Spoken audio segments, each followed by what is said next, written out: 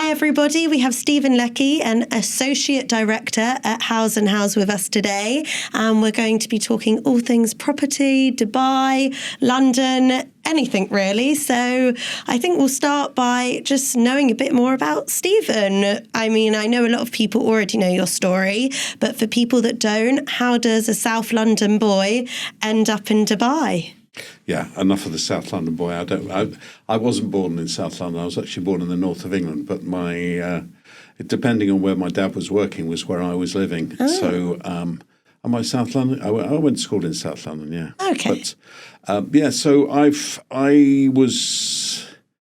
been in sales all my life. From a very early age, Saturday jobs, that type of thing,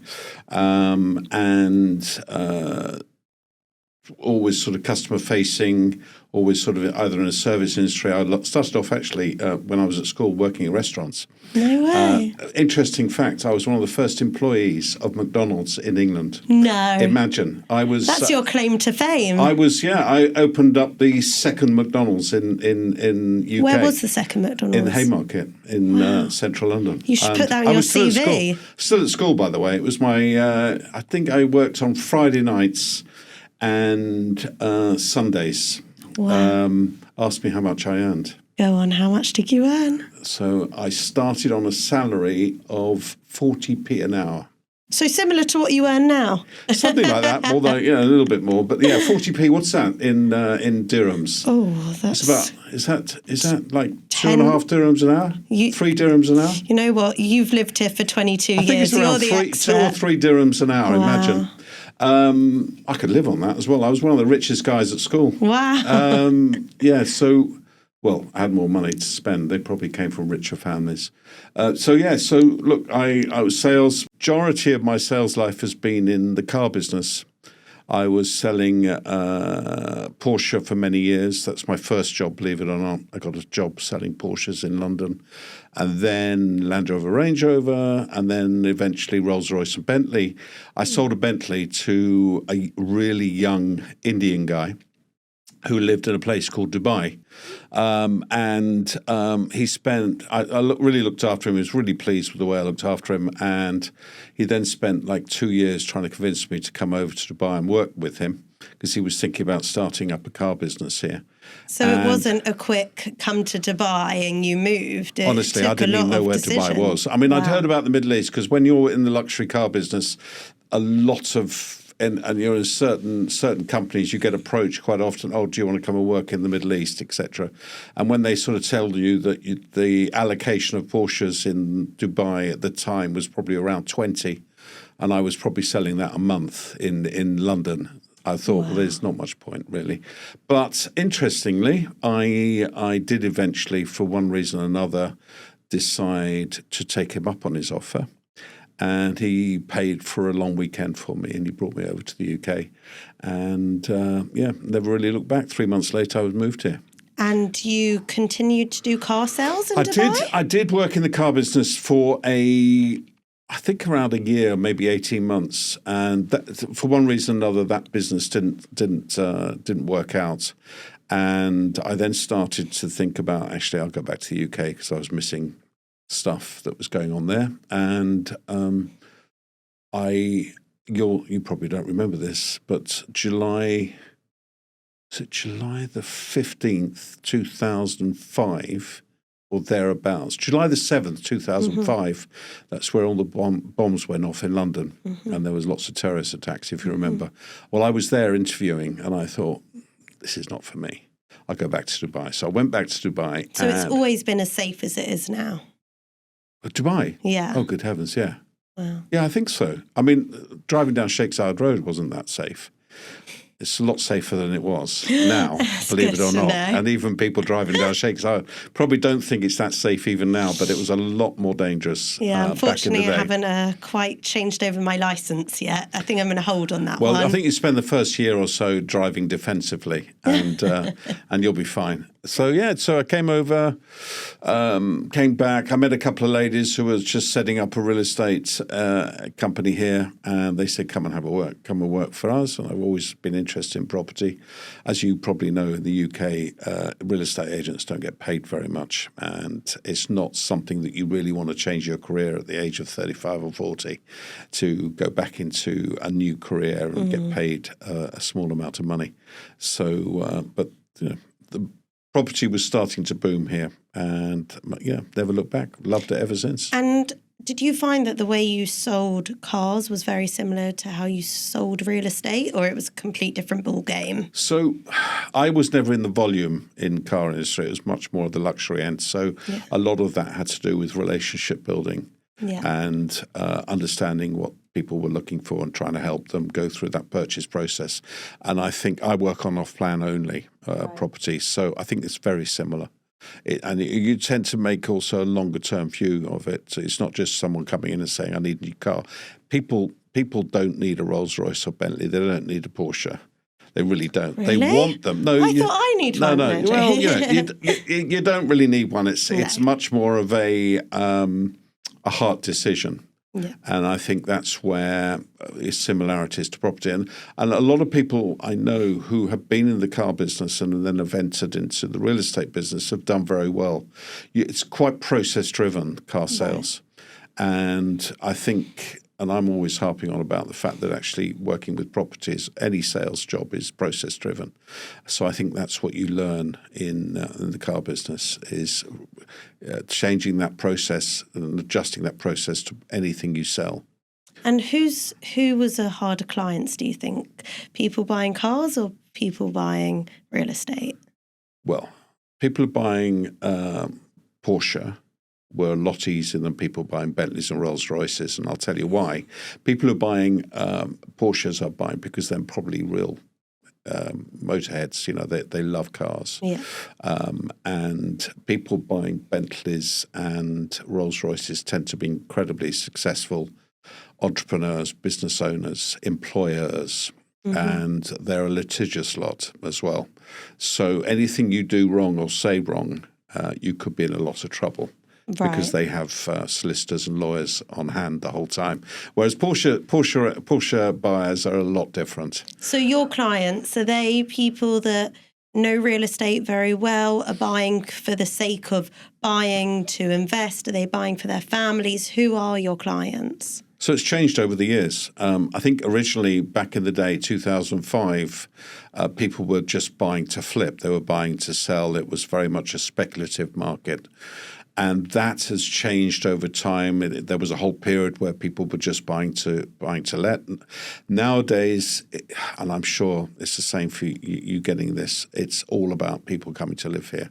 People are moving lock, stock and barrel, moving their businesses, moving their entire families, moving their kids from schools in the UK or Europe or North America, etc., and then coming over here. Well, it's a place now when people ask and they say, how long do you plan to stay here? And I think the answer used to be 1-2 years. And now Definitely. It's, well, I'd have a family and retire here. Yeah, and people are living here. They're coming here for 1 or 2 years and then realising how wonderful it is and meeting their partners and getting married and having kids and staying a lot longer and buying houses. Yeah. But even those people that are coming here to relocate, they quite often they have property portfolios, a couple, 2, 10, 20 properties in their own country, and they're looking to diversify or completely sell all those and then put their money here.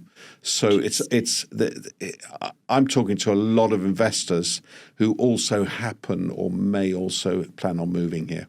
Interesting. Yeah. So it's a mixture of two. Which hopefully makes it easier for you because to an extent they're already sold on Dubai. Absolutely. I think, look, Dubai's done an amazing job over the last 20 years. They didn't do such a good job at the beginning, and I'm sure they're the first to admit it. It was always about the biggest, the greatest, the largest, and a lot of people didn't really believe it. And then obviously the global crash happened in 2008, and that's where I think people were very skeptical about Dubai.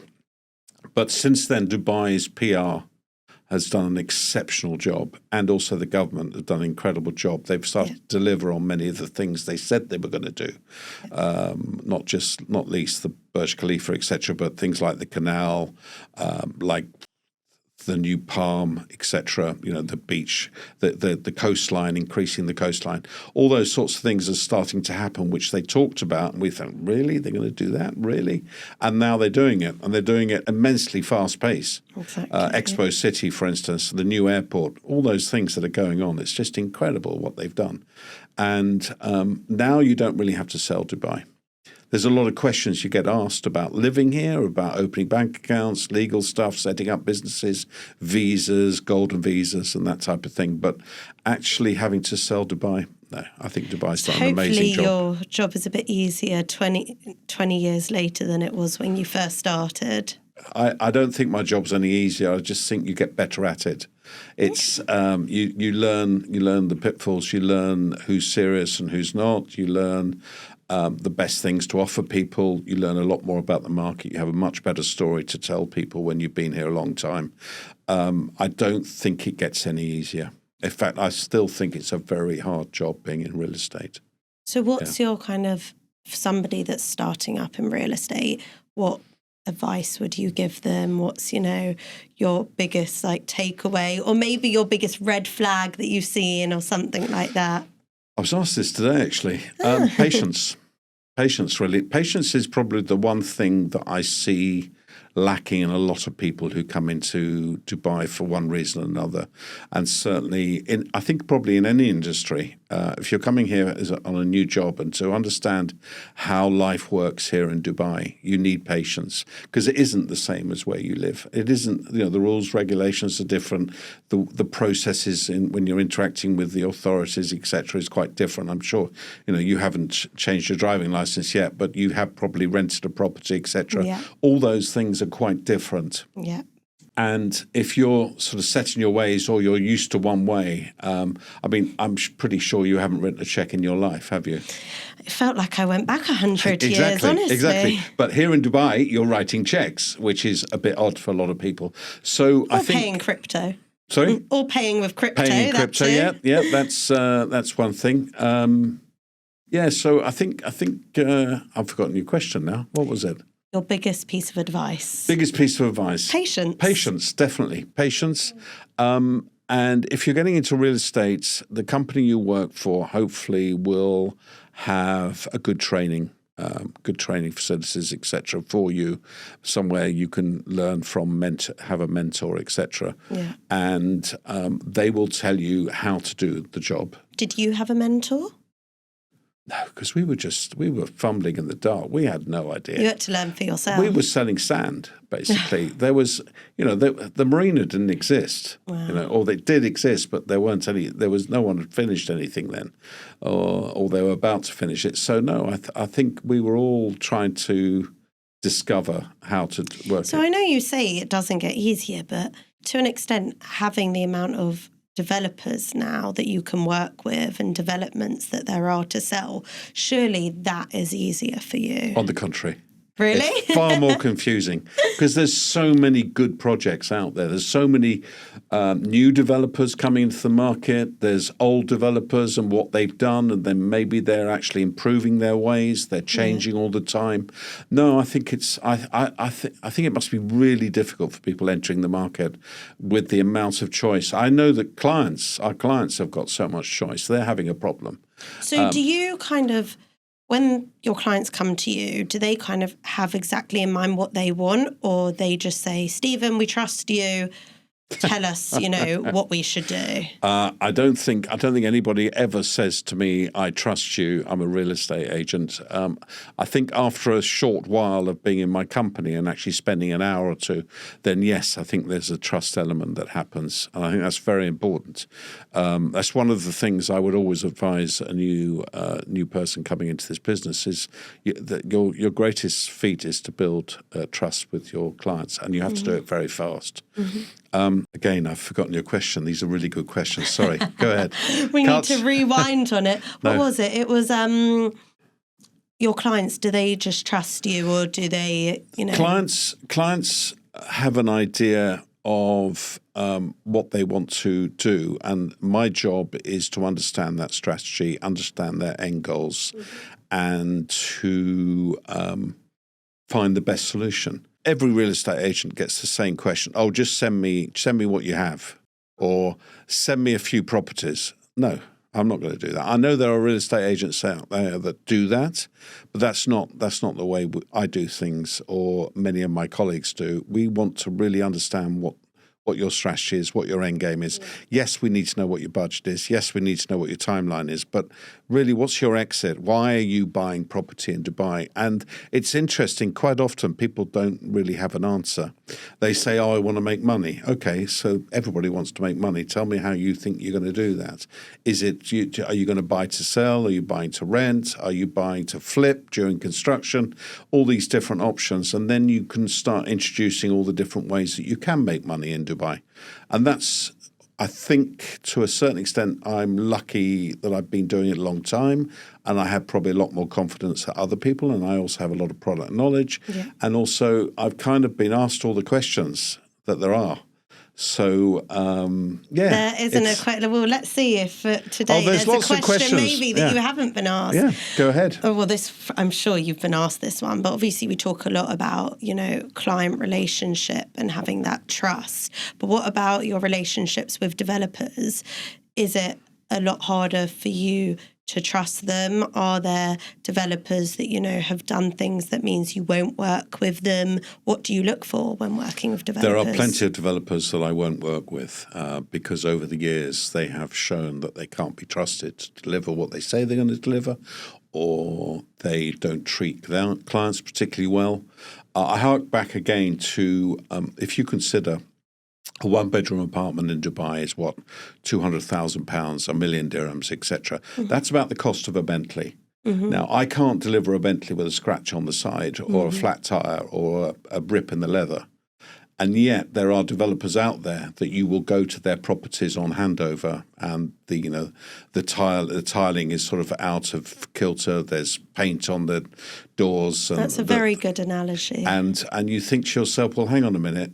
This isn't right. And look, developers win my heart if they actually do something about it, and very quick. I did snagging the other day, actually, on a property with a client. So you're still having to, even with all your years' experience, you're still there snagging, checking everything. Yeah, it's part of the client relationship. Amazing. Yeah, of course.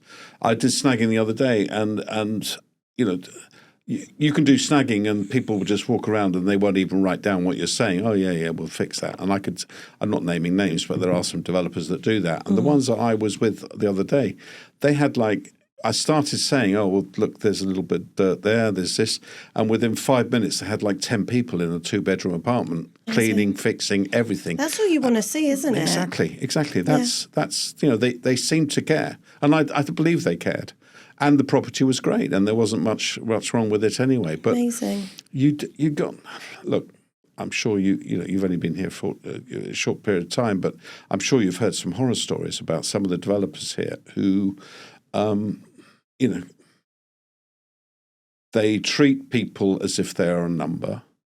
It's not very different to selling potatoes on a stall. It's like, you walk in there and they'll say, okay, how much money have you got? What's your budget?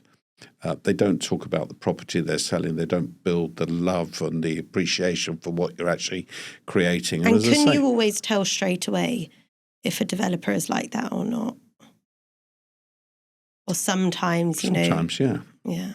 Yeah, you can look at their brochures. You can see the way that the care and attention they've taken to just their presentation, their offices, the people that work for them, the appearance. The appearance is. It's interesting that it's not just about the project. It's so much more than that. Oh, God, no, it's the way they manage their staff, the way they give back to the community, the way, like you said, they present themselves. And I think, my short time at Leos, that's something that I've really learned, that, it's very easy to, just sell and, show our projects and nothing else. But Dubai as a whole does so much, I think, for developers and in the real estate. And, it's so important to also give back. So whether that be, through education, through podcasts, through charity donations, through, joint ventures or whatever it would be, I think, it's so important to give back to the country that, is really giving us this opportunity. And even if that means, not rushing a deal or, spending a bit longer to get the project perfect. To me, ultimately, these are the people and the companies that will last the long run rather than, in 2-3 years be spat out.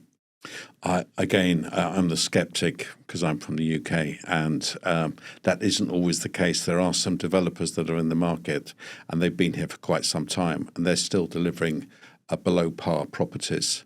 Wow. And there's a very large company out there that it's not a joke, it's not funny really, but there is some people say there's more people in their legal department than there are in their customer services department.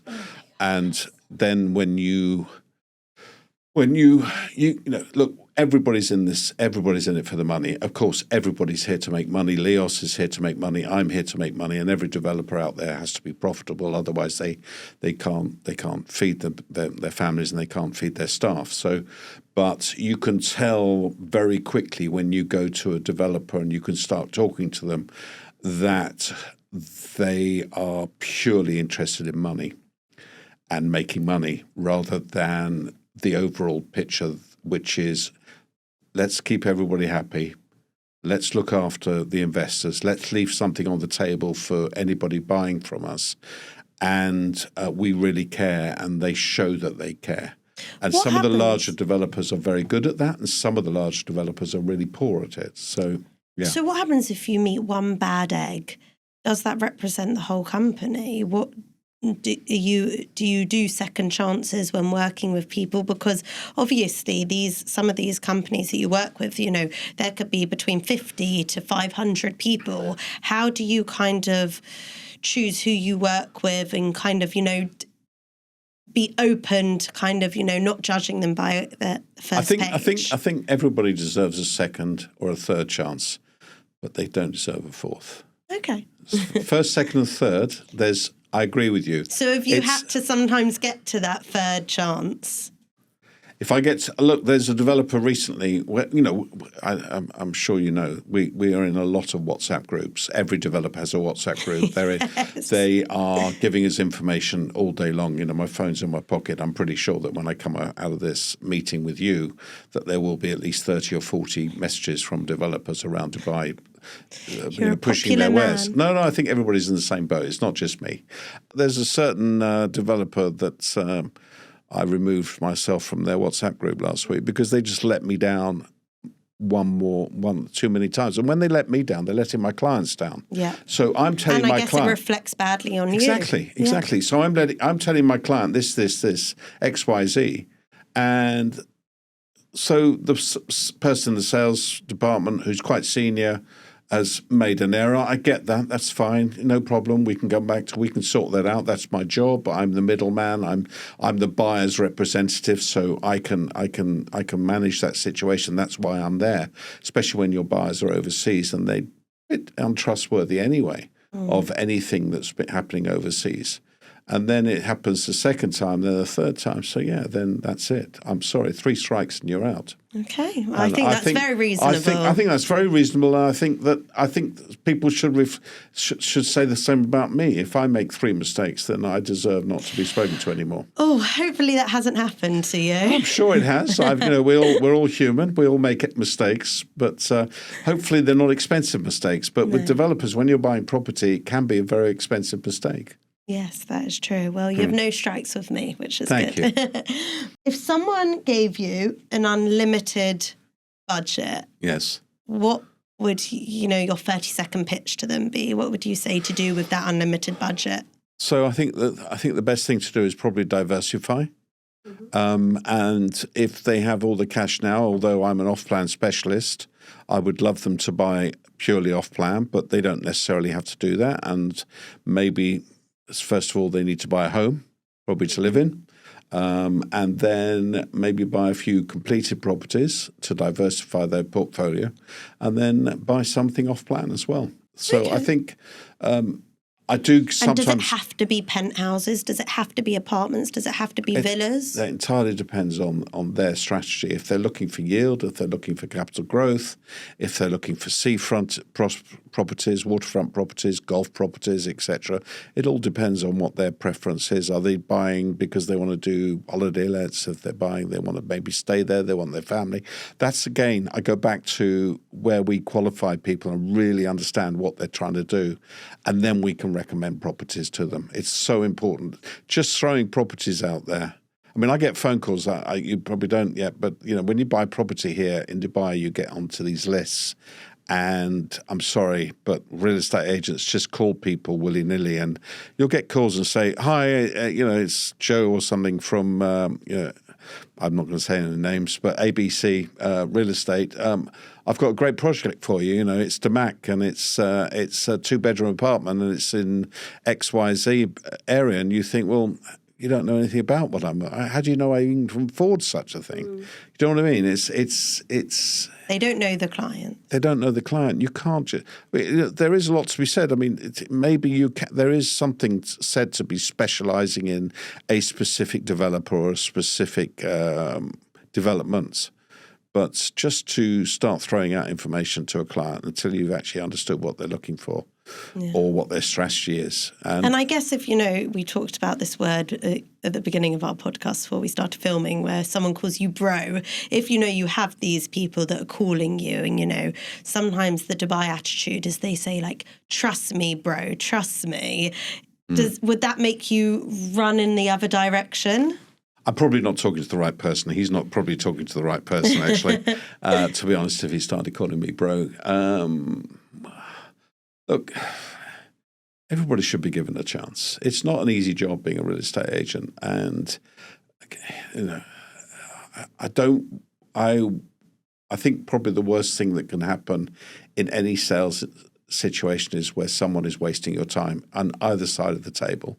Whether it's a client wasting an agent's time or vice versa. But how can you ever know? You'll know within a few seconds, I think, whether someone's really wasting your time. Yeah? Yeah. So I think there has to be a certain amount of respect between two parties before they can do business. Yeah. And, I think it's all a circle. Everything we've talked about today, you say it's about building a relationship, and with that relationship comes trust, and you trust that they won't mess you about. It's all, one big circle. Yeah, it's two-sided, definitely. Yeah. Okay. Yeah, it's not all one-sided for sure. What is the biggest myth someone has said to you about buying a property in Dubai, or something that you've had to debunk? I think something that was happening quite a bit recently, I've heard it from certain agencies or developers who say, buy this property and make your first payment and then I'll flip it for you. I mean, it's just... And that happens quite a lot? It happens more often than it should. Wow. Even if it happens once, that's more often than it should. It is possible to flip property in Dubai. When I talk about flipping, I mean buying a property and then within a few months of it being released onto the market that you're able to sell it for a profit. Yes, It does happen. But to tell someone from the outset that I'm going to flip your property within 3 to 6 months of you buying it and this is how much money you're going to make, it's just, please. And then, so what about myths such as, a developer is very well known within the community. Is that a golden standard that what they will produce will be of a certain level, or is that a myth as well? Look, there are some developers that you see them marketing all over the world, heavily marketing over the world. That doesn't necessarily mean that they're going to be good. All that glitters does not necessarily. What is it? All that glitters doesn't shine is not necessarily gold. Is that right? Yes, it's one of those. Yeah, it's all that shines is not necessarily gold or diamonds or whatever. I think we've just created our own one. Yeah, but I think you get the gist. Is basically, I think you have to delve a little bit deeper and look at history.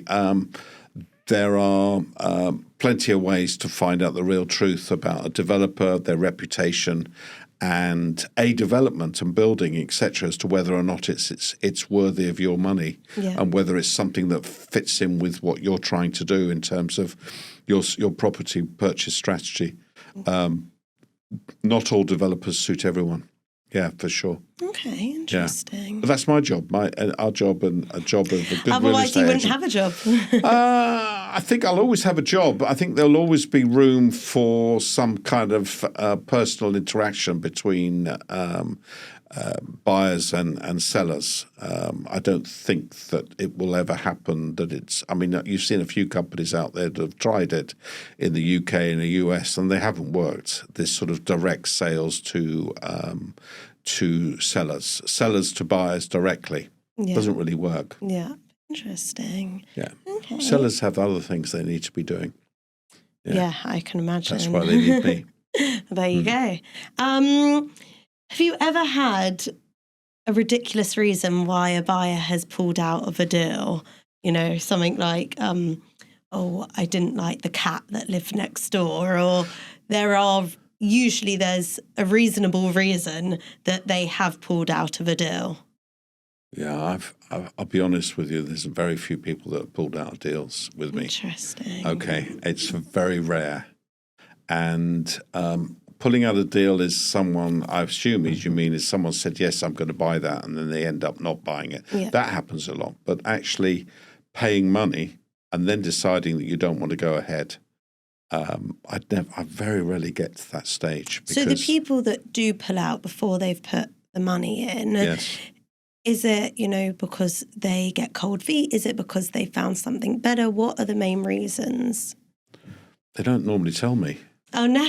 They normally that should be your next question. They normally just ghost me. They ghost me. No. Genuinely. How could they ever ghost It's funny. you? I had a very nice couple of meetings with a lady recently. I won't name her, and we got to the stage where, in fact, even maybe if you name her, she'll stop ghosting you. No. And I explained everything. We got on really well. She, said many things like, "Oh, I really trust you, and this is great." And then then they got to the stage where they were about to commit on a property that she decided that out of all the ones that I had offered her, that this was the one that worked best for them. And then I had a long conversation on a weekend with her husband over the phone. And he asked me to, look, just give me a full proposal. I want to know everything you've said. I'm really happy with what you've said. We definitely want to go ahead. Just write a proposal. Give me all the numbers and figures. Sent that to them. Haven't heard from them since, and I've phoned them a couple of times. They haven't picked up the phone. I find that very odd. Is it disheartening? Or maybe not for you, but I guess, people in your company or any company that are just starting, when they put all that work in, I mean, what advice would you give them when that happens? I think you've got to go with the flow. Really, you're never going to sell to everybody. It's as simple as that. I mean, if that were the case, we'd all be very wealthy. It'd be a very nice life. If I sold to everybody that I've spoken to today, I'll be very happy. You probably wouldn't be in this podcast. Well, no, I probably would. Of course I would. You've invited me. But it would be a very different conversation. Yeah, probably perhaps. a different conversation. But, no, that doesn't... It's... You've got to assume that you are giving out a lot of information to people, and it's quite often that maybe they go home and they talk to one of their friends, oh, you don't want to do that, or you don't want to buy there, or that's miles out, or, they have no understanding of what it is that I've discussed with them and why I've discussed it with them. And, maybe someone said that to their friends, oh, no, you don't want to buy there.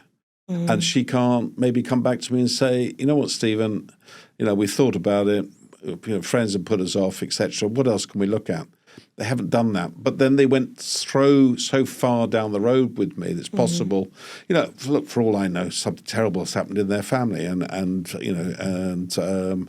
they've been preoccupied with that. I don't know. And maybe tomorrow they'll phone me now that I've spoken to you about it. Yeah. So who knows? But that's what happens. I think if you're in real estate, you just got to roll with the punches, basically. And be a bit thick-skinned. Would you say? I was talking to someone the other day. Is that the levels of disappointment count? So when you lose a deal, you're far more disappointed than when you're really happy about getting a deal. Do you know what I mean?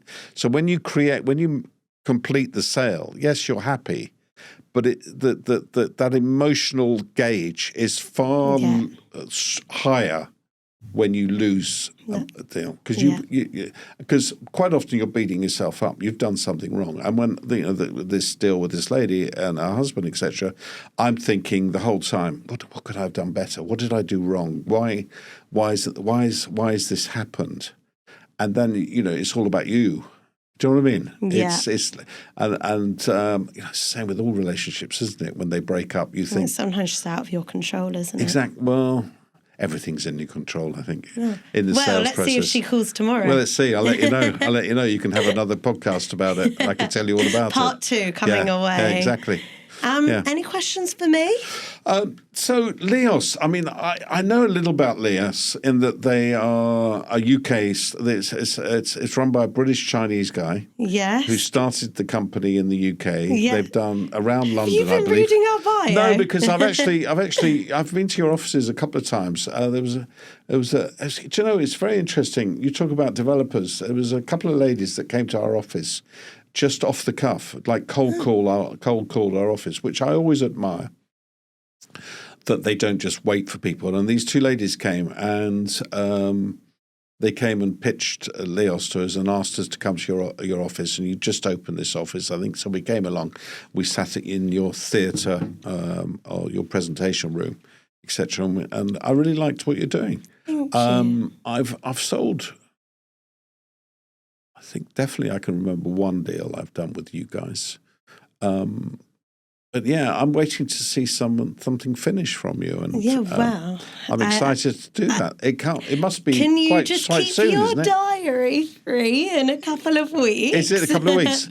What's your first building called? It's Hadley Heights. Hadley Heights in JVC. In JVC. So we just launched. We had a launch party right by where Hadley Heights is being built, and I mean, maybe I'll give you a sneak peek. But I'm really excited. It's just practically there. Yes. And obviously as a new developer, we know it's really important for people to actually see what we've been building. Absolutely. So it's actually ahead of schedule, which is really exciting. Well, that's I think good. It was 6 months ahead, so that's what I like to hear. Hopefully you'll come back and see it all. Definitely. Amazing. Well, thank you so much. It was really good. And if that lady replies to you, we'll do a part 2. Yeah, we will. Okay, amazing. Thank you, Stephen.